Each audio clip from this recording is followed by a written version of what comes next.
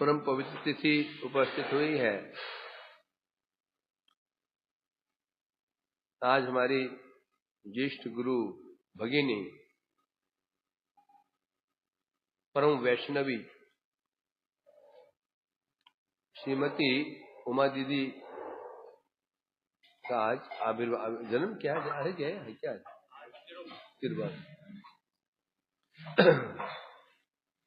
जो कल हम शाम को अध्ययन कर रहे थे भागवतमृतम में,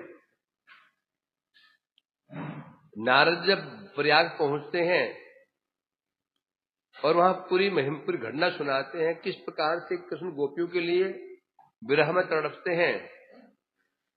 गोपियों महिमा सुन करके उन मुनियों के अंदर मुनियों के अंदर दैन्य आ गया। दैन्यम अवलंब्य श्रीमद मदन गोपाल पन्नाबुज उपासक। जैसे उन्हें महिमा सुनी, ब्रज गोपी को महिमा सुनी, उनके दैन्य आ गया। दैन्य का अवलंबन करके उन्हें मदन गोपाल की उपासना शुरू कर दी। तो सीधी बात है, उपासना शुरू करने के लिए दीनता अति आवश्यक है। तो हम जो तिथि मनाते हैं, क्यों मनाते हैं? कि हमें दीनता आई। और दीनता कब आती है? जब हम उनकी महिमा श्रवण करते हैं। जब उनकी महिमा श्रवण करते हैं, अनुशीलन करते हैं, फिर अपने को तोलते हैं तो देखते हैं कोई तुलना ही नहीं। उससे हमें एक क्या होता है, दृढ़ता आ जाती है। अरे मैं कहां और वो कहां। जब उनके साधन भजन को देखते हैं, उन मुनियों ने उस ब्रज गोपियों की भक्ति को देखा, उनका अगाध प्रेम को देखा, उस अनुसार कृष्ण का उनके प्रति वशीभूतता को भी देखा। उसी प्रकार से जो ऐसे जो वैष्णव लोग होते हैं, जो जगत में क्या करते हैं, एक आदर्श स्थापित करते हैं, आदर्श स्थापित करके जाते हैं। अपना भजन तो करते ही करते हैं, भजन करके जगत में आदर्श दिखा जाते हैं। भजन का आदर्श कि भक्ति कैसी होनी चाहिए, जो कहा गया त्रिनाद विष्णुनीश त्रोर शरण अमानी मानद, ये गुण कैसे होने चाहिए। वहां पढ़ लिया, सुन लिया, कुछ नहीं होगा। जब हम उस गुण को किसी व्यक्ति में देखते हैं, प्रत्यक्ष देखते हैं, फिर उन गुण का उसको क्या फल मिला है? कोई चीज हम खाते हैं, उसे फल क्या मिला, उससे निर्णय होता है वो वस्तु कैसी है। तो जो उनके गुण थे, उनका प्रभाव क्या पड़ा उसके ऊपर, तब हमें लगता है हाँ ये गुण जो वास्तव में क्या है, पालनीय है, ग्रहणीय है ना। उसी क्रम में आज जो उमा दीदी जी हैं हमारे, एक जीवन एक अद्भुत चरित्र जो हमने देखा, अद्भुत चरित्र, अद्भुत। त्रिनाद विष्णुनीच तुर सहसनु अमानी मानद। बहुत बड़े आचार्य नहीं थी, बहुत बड़े आचार्य तो नहीं थी, परंतु आश्रम को देखते हुए सन्यासी कम भी नहीं थी, गुण को देखते हुए सन्यासी से कम भी नहीं थी। छोटे बड़े सन्यासी तो उनका कुछ भी नहीं है। जो मैं सन्यासी देख रहा हूं, यदि उनको तोलूं और सन्यासी तोलूं ना, तो मुझे तो उनका पलड़ा भारी दिख रहा है। अलग बात है, स्त्री है तो थोड़ा हमारा भारत क्या है, पुरुष प्रधान समाज देश, ये समस्या है हमारी। नहीं तो यदि देह का विचार न करें, परमार्थ का विचार करें, जो उनका जो चरित्र रहा है, जो उनकी दीनता रही है, जो तो वो सामान्य नहीं है। उसे पता चल जाता है सामान्य स्त्री तो नहीं है? कैसी विदुषी थी, इसका अनुमान हम सब लगा सकते हैं। क्या इंग्लिश थी उनकी, और कभी पढ़ी हो अंग्रेजों के समय की। परम शिक्षिता, बहुत शिक्षित थी, और शिक्षित होने पर भी शिक्षित भी थी। और विशेष बात क्या है, गुरु वैष्णव की प्रिय थी। किसी महिमा कैसे प्रकाशित, शिष्य की महिमा कैसे प्रकाशित होती है, वो क्या है, इसका प्रश्न नहीं है। कोई पाठ में कहा था है? 4 पुत्र में कौन पुत्र श्रेष्ठ है, इसका निर्णय कैसे होगा? कि पिता किस पर संतुष्ट है, कौन पुत्र कितना कुछ कर रहा है इस पर डिपेंड नहीं करता। पिता किसमें संतुष्ट है इसके अनुसार निर्णय होगा कौन पुत्र उनको श्रेय प्रिय है। तो हम यह देखना पड़ेगा कि गुरु वैष्णव का प्रिय कौन है। हमारे अंदर लाख गुण हो सकते हैं, अरे कीर्तन या पाठक से हो सकता हूं, यदि भजनशील वैष्णव हम प्रेम नहीं करते हैं, इसलिए नहीं करते हैं, है? केवल कंठपूजी जैसे मेरे जैसे लोग मुझे सम्मान करते हैं, हजारों लोग, हजारों की भीड़ में सामने, हजारों की भीड़ मेरे सामने नतमस्तक हो जाते हैं, तो है कौन वो सब मुझे नीचे वाले, तो मेरी कोई महिमा नहीं है। महिमा कब है? जब भजन जो मुझे ऊपर वाले हैं, जो मुझे श्रेष्ठ भजन वाले हैं, यदि वो मुझे स्नेह बरसा है तो मानना पड़ेगा महिमा है। हजारों लोग मेरी पूजा करते हैं, ऊपर जो मुझे श्रेष्ठ लोग हैं वो मुझे मानते ही नहीं। हजारों लोग मुझे मानते हैं, पूजा करते हैं, आदर देते हैं, जो भजनशील व्यक्ति हैं वो मुझे पसंद नहीं करते हैं। 0/0 ये महिमा हो, ये प्रश्न होता है। अब इनके जीवन चरित्र देखो तो इन पर कैसी कृपा हुई, किस कृपा रही है। श्री गुरुदेव, श्री महाराज जी और त्रिगुण गोस्वामी महाराज जी की बड़ी कृपा थी इनके ऊपर। उसका किन कृपा थी इसका अनुमान इसे लगा सकते हैं। गौड़ीय मठ जो है ये क्या है, ये त्यागी आश्रम है। गौड़ीय मठ जो है ये त्यागियों का है, गृहस्थों के लिए इसमें स्थान नहीं है। आएंगे भी तो गृह त्याग करके आएंगे। ये स्त्रियों के लिए स्थान है ही नहीं है, यहाँ स्त्रियों प्रवेश नहीं है। बोले आ तो रही है, ये सुनने के लिए आ रही है। यहाँ कोई भी स्त्री है या आश्रय लेकर के नहीं रह सकती है, निषेध है। रेयर केस में तो ऐसे होने पर भी उस उमा दीदी को मठ में स्थान दिया। और कब दिया? जब बूढ़ी नहीं थी वो, जब मैं आया था मठ में तब वृद्ध थोड़ी थी वो, छोटी उम्र में विवाह हुआ। विवाह होते ही पति स्वर्ग सिधार गए, स्वर्ग सिधारते ही मठ में आ गई। वो कैसे आई? जितने अलंकार सब लेकर के आ गई। अभी भी अब मैं जानता हूं, जब मैं मथुरा में था, प्रत्येक जन्माष्टमी को उनके दिए अलंकार ही गुरुदेव का आदेश है, ये पहनाओगे तुम। एक मुकुट है, सोने का मुकुट है, बड़ा सुंदर मुकुट है वो, जो वहां दुल्हन पहनते ना बंगाल में, वो सोने का मुकुट, सोने के मोटे मोटे हार, सोने के कड़े। गुरुदेव आदेश था। मैं तो पुजारी 11 साल रहा है ना, जब जन्माष्टमी में आती थी अलंकार उनकी पहने जाते हैं, तो आदेश है। वो मुकुट पर नग जुड़े हैं, नग मुकुट तो है ही है, उसमें फिर नग जुड़े हैं, कीमती नग जुड़े हुए हैं। पूरे अलंकार लेकर के आ गई, सब गुरुदेव सौंप दिया। पूरी तरह से कैसे उन पर आश्रित होकर के आ गई। और गुरुदेव ने उनको मठ में आश्रय दिया, ब्रह्मचारियों के निवास में। कितनी बड़ी बात है। और बेचारी को सत स्त्री है ना, और हम लोग कभी कभी उनका पुरुष समस्या हमारी क्या मालूम है? हमारा भारतवर्ष पुरुष प्रधान देश है। स्त्री से किलो पर क्यों ना उठ जाए, वो तो सम्मान देने में छाती फटती है हमारे भी ऐसे होता था। हमारा तो नहीं होता था, हम तो क्या, हम नीचे, हम क्या, हम जो उच्च लोग थे कई बार उनको सम्मान देने में थोड़ा हिचकिचा जाते थे। और सरल थी बेचारी, रोक और बड़ी निरपेक्ष थी। वैष्णव की प्रधान लक्षण होना निरपेक्ष, सहन नहीं करेगी बिल्कुल। मैं कथा कर रहा हूं, उसी और की विशेषता थी, कोई भी पाठ क्यों ना करे, कोई पाठ क्यों ना करे, 2 दिन का बच्चा पाठ करे ना, बैठ जाएगी सामने। हम देखते हैं बड़े पाठ बैठते हैं, नहीं बैठते हैं। उसी विषय देखा मैंने, कोई पाठ क्यों ना करे, सामने बैठ जाएगी, सुनते रहेगी। और टोकती भी तुरंत ही, नहीं मालूम टोकेगी उसको, प्रभु जी आपने गलत बोलते कोई इसलिए इस कारण कई बार उनको डांट पड़ जाती थी।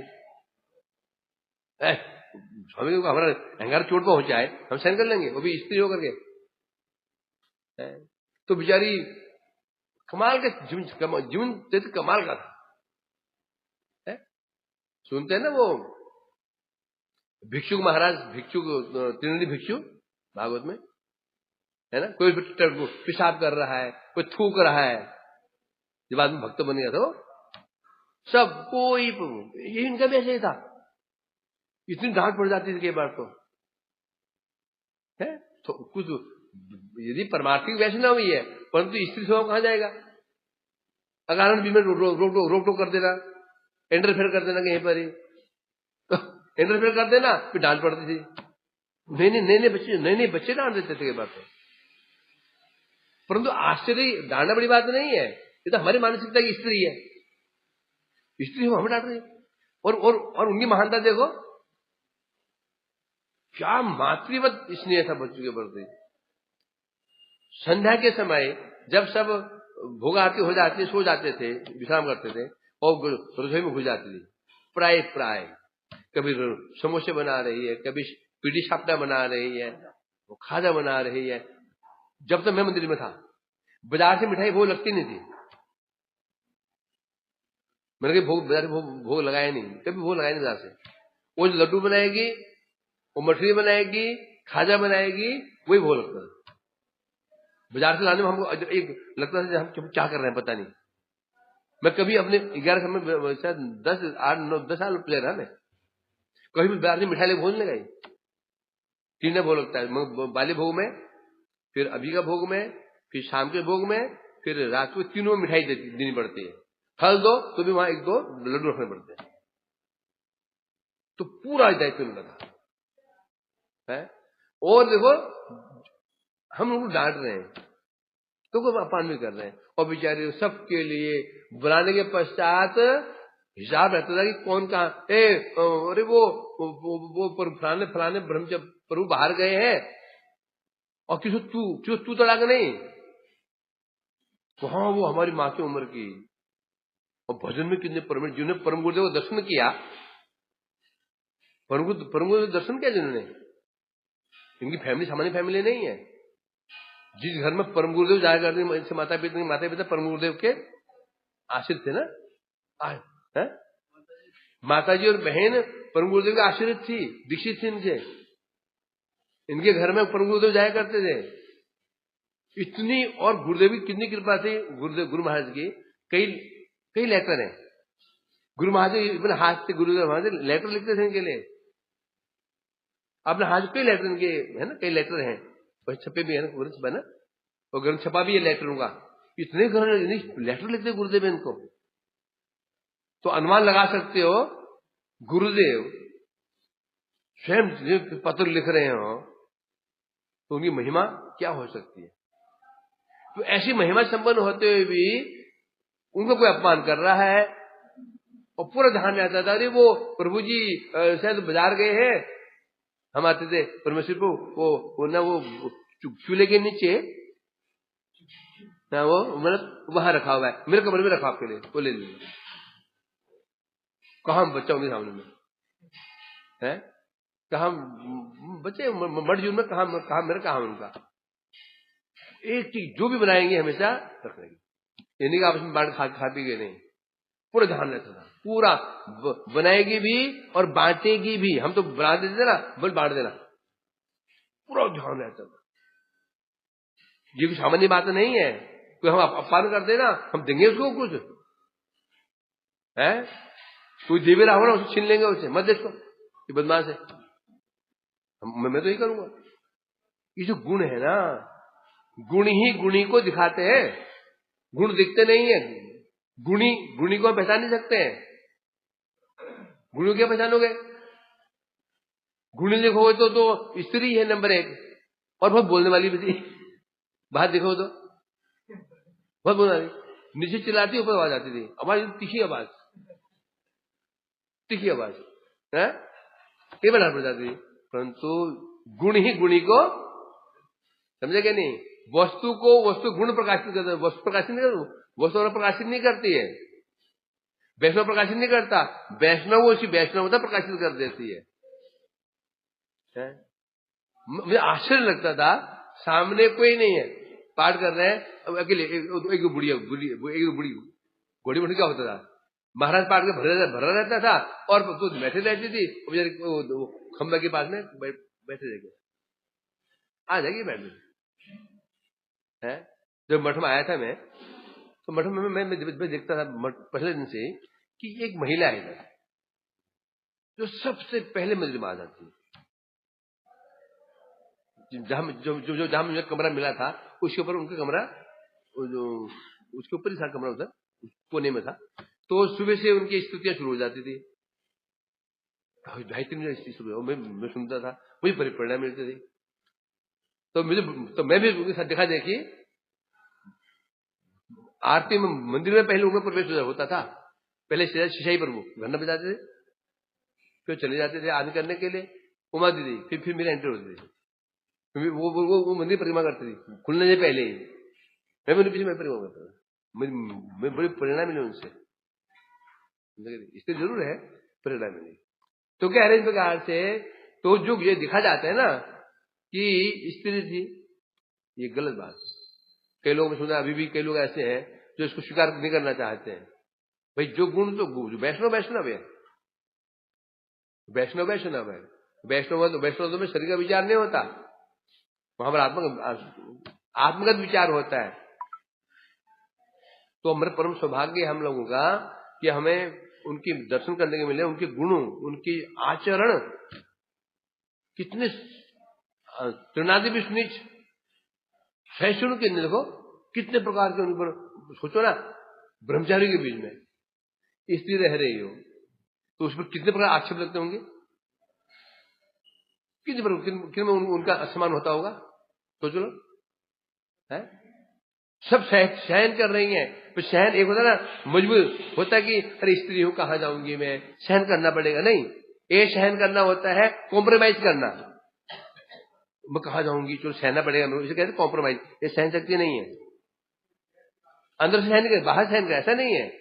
क्योंकि स्वाभाविक रूप में सहन, बुरा ही नहीं मानना, ये तभी संभव होता है हमारे फैमिली में, हमारी फैमिली हो, उसमें मेरा बड़ा भाई मुझे अपमान कर दे तो मुझे लगेगा नहीं, तो कब नहीं लगेगा, जब संबंध ज्ञान हो। संभव ही नहीं है, मेरा संबंध ज्ञान नहीं है और कोई वैष्णव मुझे अपमान करे और मैं सह जाऊं, सह रहा हूं, तो दो कारण हो सकते हैं। तो मेरा को स्वार्थ है या फिर कहां जाऊंगा, कौन दिखेगा मेरे को, कौन हो सकता है। परंतु ये दो कारण नहीं हो तो समझ लेना चाहिए, इसने इस मठ को अपना परिवार मान लिया। मानना भी नहीं, ये फिर मानना भी गड़बड़ है। मान लिया, यहां बुद्धि का उपयोग है, मानना भी नहीं है। परिवार है और है भी, तो तेरे तू एक आत्मा, ये आत्मा ही तो हम, तो आत्मा के परिवार नहीं है। तो इसमें जो आत्मा है, इसमें जो वो आत्मा कौन है, कृष्णांश है ना, तो अब एक परिवार नहीं है हमारा। ये तभी संभव है जब ये ऐसी भावना, इसे कहते हैं क्या, एक जड़ दर्शन, एक आत्म, जड़ दर्शन कभी समान नहीं होगा। जब ये आत्म दर्शन में उतर जाता है, उस भूमिका उतर जाता है, उस भूमिका में उतरे बिना कभी भी संभव नहीं है सबको सम्मान दिया जाए। सम शत्रुच मित्रोच तथा मान अपमान हो, है ना, शत्रु मित्र समान बुद्धि, मान अपमान समान तभी संभव हो सकता है जब जड़ दर्शन से इस भूमिका से ऊपर उठ जाए। तो भाई जो इनके लक्षण थे, मुझे स्पष्ट, मैं तो दंगी चोट में कह सकता हूं 100% नहीं तो कुछ परसेंट तो इनके अंदर ये भूमिका थी हो, देव भूमिका से ऊपर थी। नहीं तो संभव ही नहीं है कि अपमान सहन जाए और बुरा ना माने, है ना। तो अभी यहाँ पर प्रभु लोग आए हैं, इन्होंने उनका बहुत उनको संग किया है, उनकी महिमा भी सुनी है, उनसे मैं तो भाई उनसे दूर रहता था, मैं मेरे सवाल में दूर हूँ, मैं दूर से देखता हूँ। ये तो मेरे सामने रहते थे, इनके बहुत मित्र व्यवहार थे इनका, देखता था मैं तो हाथ में तो उनसे डरता था, और मैं कुछ कह भी थे मैं तो शांत सुनता था। मेरी हिम्मत नहीं होती मजाक करने का उनसे, मैंने ऐश्वर्य बहुत जल्दी आती है, मेरा स्वभाव है ना ये, किसी में मुझे थोड़ा गुण दिख जाए मेरे से ज्यादा उसमें भी ऐश्वर्य बुद्धि आ जाती है बहुत ज्यादा। फिर मैंने संकोच भाव आ जाता है, मेरा ऐसी भाव था। तो मैं देखो इनसे बहुत हिलनी मिल रही थी उनसे, मेरे साथ ये जानते हो उनकी महिमा। अभी हमें सुनाएंगे जो हमारा उनको सुन करके हमको प्रेरणा प्राप्त हो, है ना। वो धीरे हम सुनाएंगे उनकी दीदी के विषय में। प्रभु नित्यानंद श्री अद्वैत गदाधर शिवासादि गौर भक्त वृंद हरे कृष्णा कृष्णा कृष्णा हरे हरे, हरे राम राम राम हरे हरे। बोलो हरे कृष्णा कृष्णा कृष्णा हरे हरे, हरे राम राम राम हरे। मैं सर्वप्रथम अपने गुरुपाद पद्म लीला प्रविष्ट श्री श्रीमद भक्तिवेदांत नारायण गोस्वामी महाराज जी के चरणों में दंडवत प्रणति ज्ञापन करता हूँ। तत्पश्चात शिक्षा गुरुपाद पद्म श्रील भक्तिवेदांत वामन गोस्वामी महाराज, श्रील भक्तिवेदांत त्रिविक्रम गोस्वामी महाराज के चरणों में असंख्य दंडवत प्रणति ज्ञापन करता हूँ। तत्पश्चात उमा दीदी के चरणों में, जिनकी आज तिरुभाव तिथि है, उनके चरणों में दंडवत प्रणाम करता हूँ। उपस्थित समस्त वैष्णवगण, प्रभुवर्ग, माताएं, बहनें, हम लोग बड़े सौभाग्यवान हैं जो उमा दीदी की महिमा सुन रहे हैं। ऐसी महिमाओं को सुनने से साधन में उत्साह, जीवन में उमंग आती है, इसलिए इन तिथियों का हम पालन करते हैं। उमा दीदी मठवास करती थी मथुरा में, और मैं और अमल कृष्ण प्रभु उनके ठीक सामने वाले कमरे में, हम दोनों साथ में रहते थे। हैं? पीछे, ठीक पीछे उनका था ना। हाँ, पहले साथ में था। तो उमा दीदी, हम जो नए बच्चे आए हैं उन पर उनकी नजर है कि भाई ये भविष्य में क्या करेंगे, तो हर चीज को ऑब्जर्व तो करती थी, लेकिन बोलती नहीं थी। और हम स्त्री होने के नाते, घर कम से कम मैं अपनी बात तो कर ही सकता हूँ, स्त्री होने के नाते बहुत उनको महत्व देते नहीं थे। तो 2-1 साल रहने के बाद जब मन थोड़ा खराब हुआ और ये विचार आने लगा कि मैं मठ छोड़ के चला जाऊं, तो फिर मैं गया चिंचुड़ा में पूज्य त्रिविक्रम गोस्वामी महाराज जी के घर में। उस समय उमा दीदी भी बंगाल आई हुई थी, क्योंकि वो भी चिंचुड़ा की रहने वाली। जो चिंचुड़ा गौड़िया मठ है वो उनके पिताजी के द्वारा दिया हुआ है, या उस परिवार के द्वारा दिया हुआ है। तो जहाँ पूज्य त्रिविक्रम गोस्वामी महाराज जी रहते थे, वहां उमा दीदी हर तीसरे चौथे दिन उनसे मिलने के लिए आती थी। और जब मैं महाराज जी कमरे से बाहर निकलता था ना, तो उमा दीदी महाराज जी पूछती थी, धीर कृष्णा की चलছে, मन खराब करे थे। तो महाराज जी उमा दीदी को कहते थे कि भाई चल तो ठीक रहा है, लेकिन सुबह देर से उठता है। मैं देर से उठता था। तो खैर त्रिविक्रम महाराज जी की कृपा हुई, और फिर मैं वापस मथुरा आया। उमा दीदी भी कुछ दिन बाद मथुरा आ गई। तो एक दिन मैं सीढ़ियां उतर रहा था, हाथ में थाली और कटोरी थी, नीचे प्रसाद पाने के लिए जा रहा था, और दिमाग में कुछ उथल पुथल चल रही थी। और गा क्या रहा था मैं, क्योंकि बंगाल से आया था, यदि ते हरिपाद सरोज सुधा रसपान परम सततम हृदयम परित्यक्त गृहम कलिभावमयम भज गोद्रुम कानन कुंज विधुम। अब इस भजन में भक्तिनाथ ठाकुर कह रहे हैं, इस घर को त्याग कर दो जो कली भाव युक्त है, और मैं घर वापस जाने की सोचता हूँ बार बार। और कुछ समस्याएं भी हैं, मठ में भी समस्या है। मठ में क्या समस्या है, उस समय उमा देवी, एक बूढ़ी माता वृंदावन विलासिनी दीदी और एक स्त्री और मठ में रहते थे। अच्छा, अब जहां पर ब्रह्मचारियों के कपड़े टांगने की जगह है, तारे, वहां पर ये स्त्रियां। अच्छा, उमा दीदी की खासियत है कि उन्होंने मठ में रहना सीख लिया था। जैसे दांतों के बीच में जीभ रहती है ना, तो वो तो अपने कपड़े कमरे में ही सुखाती थी। आपने ध्यान दिया हो, या वो बाहर जो छोटी सी वो जो रेलिंग थी उस पे, और ये जो स्त्रियां थी, 2 स्त्रियां विदेशी आई थी और एक भारतीय थी, ये अपना तार पर डाल जाती थी। जब हम कपड़े धोकर डाल लेंगे तो कपड़े पहले ही टंगे हुए, तो हमने इधर सरकाए उधर सरकाए और अपने कपड़े टांग गए। तो इस बात को लेके कई बार विवाद होता था। उमा दीदी का मालूम था कि उन्होंने किस सीमा तक रहना है। जैसे हमने सुना है कि वो जब गुरु जी ने उनसे कहा कि भाई अब तुम्हारे पति चले गए हैं और अब तुम्हें त्रिकम जी का संग उनका शुरू हो गया, तो गुरु जी ने कहा अब तुम मथुरा आ जाओ।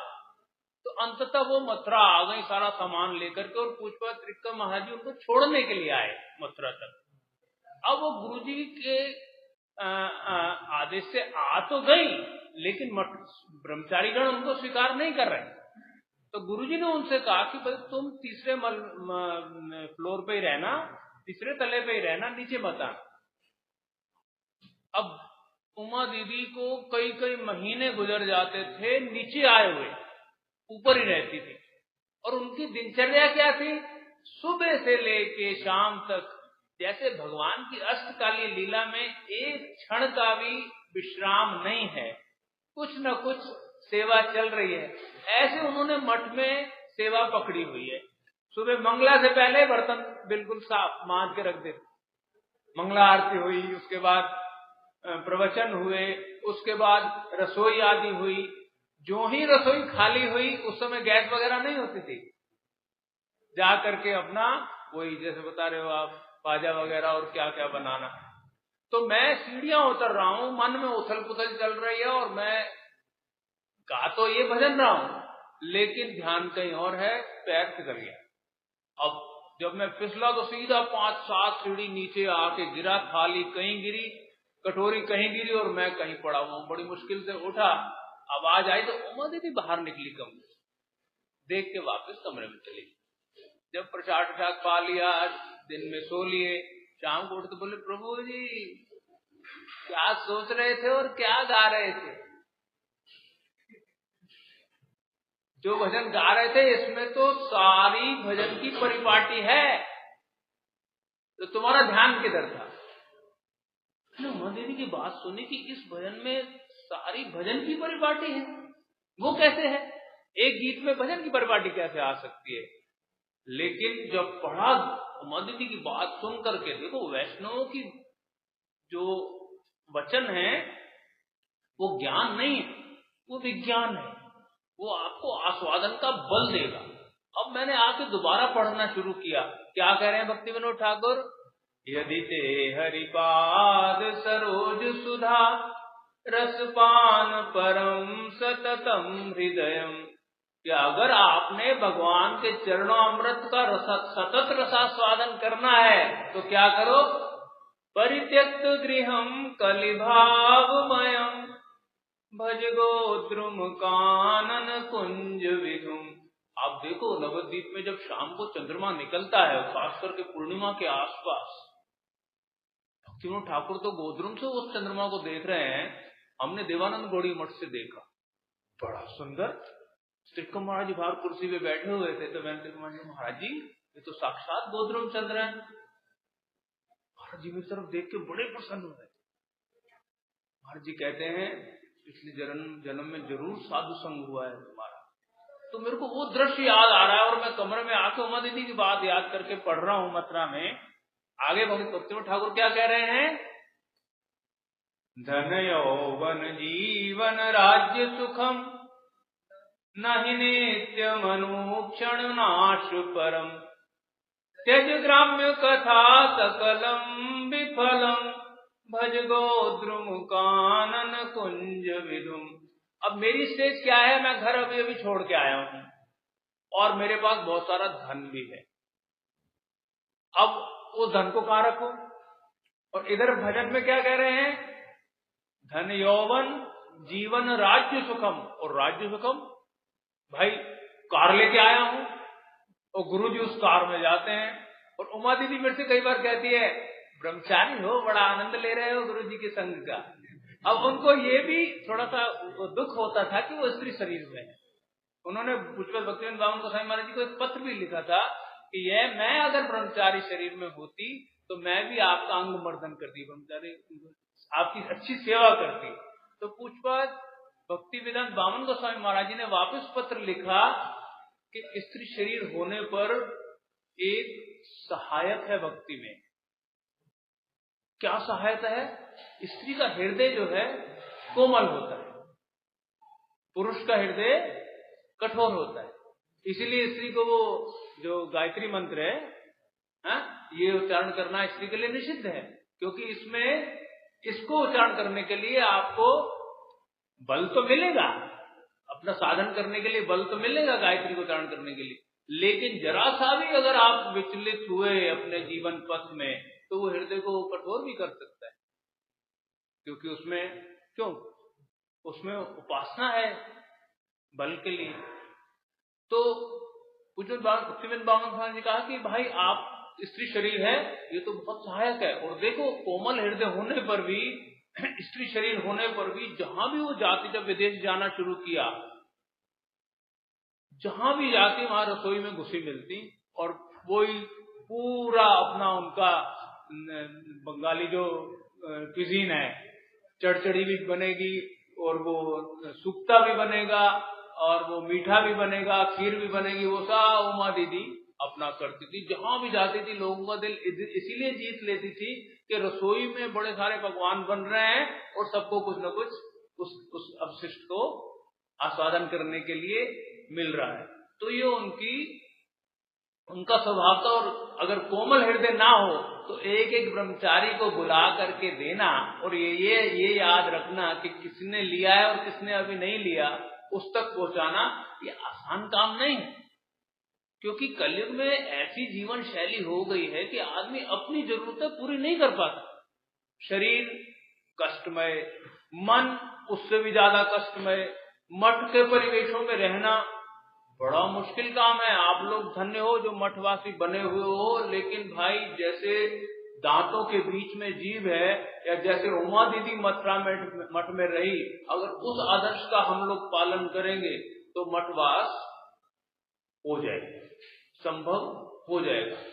तो अब मैं वो पढ़ रहा हूं, धन यौवन जीवन राज्य सुखम नहीं नित्य अनुक्षण नाश परम तज ग्राम्य कथा सकलम विफलम। अब ग्राम्य कथा क्या है भाई? अपने मित्र बंधु बांधव स्वजन, उनके साथ जो हम बातें करते हैं जड़ संसार की, वो सब ग्राम्य कथा है। अब वो सबको छोड़ना पड़ेगा और मठ में रहना पड़ेगा। आपने क्या निर्णय लिया? त्यक्त गृहम कलि भावमयम। तो सबसे पहली बाधा क्या आ गई? ये धन यौवन जीवन राज सुखम, ये सारी बाधाएं आ गई। और अगर ये भी छूट गई तो ग्राम्य कथा। हम लोग जब क्रिकेट का मैच होता था ना, तो नीचे अपना साथ में टीवी चलता था, वहां जाके क्रिकेट देख रहे हैं। क्यों देख रहे हैं भाई? मठ में 24 घंटे भजन करना, सेवा करना हमारे बस का नहीं था, उमा दीदी के बस का था। खैर, जब महाराज जी ने दो एक ब्रह्मचारियों को डांटा कि खेला देखने गया था टीवी पे, तब हमें मालूम पड़ा कि भाई अब नहीं जाना है? उसके बाद भक्तिवत ठाकुर क्या कह रहे हैं? रमणी जन जीवन संग सुखम चरमे भयदम पुरुषार्थ हरम